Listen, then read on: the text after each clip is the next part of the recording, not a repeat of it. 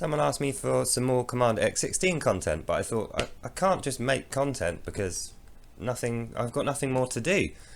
So I thought, I'll tell you what I'll do, right? I'll show you some other stuff on YouTube that other people have done that's related or that is worth knowing, right? That's to do with it. So let's have a look at that. Now, personally, I started looking up the components 6502, 6502C related components, and Yamaha sound chips and things like that. So there's tons of videos, just like this one, about that you should look at. After that, if you're anything like me, you'll want to know about the story, the team, you know, the emotions, the people, rather than the things. So you'll look into the Commodore team. You know, 8-Bit Guy himself, he's got loads of content. I don't know, you can see it here. He's got like an interview with Bill Hurd, lead Commodore 64 designer, and things like that. So, yeah, I mean, it leads back to his channel perfectly, doesn't it?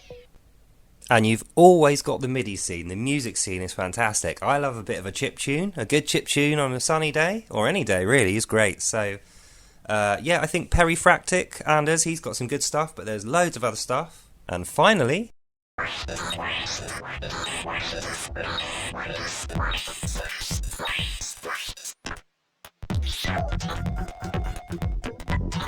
here we are!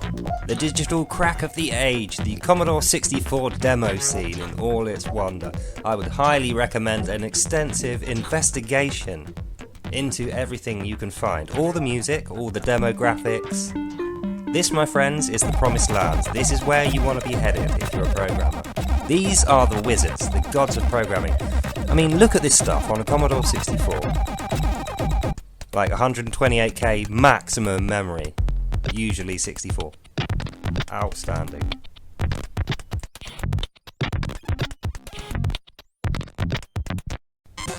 Definitely the most exciting element of this for me isn't the memory limitations, although that is amazing. It's the gymnastics, the mental gymnastics required to come out with these really creative and truthfully some really odd solutions to the limitations. So, I mean, this stuff you can see here might not seem that impressive until you look at the hardware and what other computers of the time could do.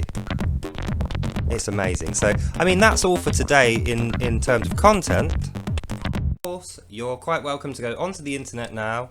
Hopefully I've inspired you to go and look for some other stuff. So, I mean, I'm just one guy, I'm not really putting that much effort in, so I'll make more content in future, definitely. I love making content, just for you guys. Well, it's actually for me, but I love sharing it with you guys. But there's tons of other stuff out there, like I say, so, and other channels that I like, Angry Joe is good for games, but I mean, not so good much recently with the videos, but I mean, his older stuff's good. You've got guys like, who's another good one I can send you to? I've got to be careful, I don't want to give away too much about my private life or what I like, that's why I'm being cagey.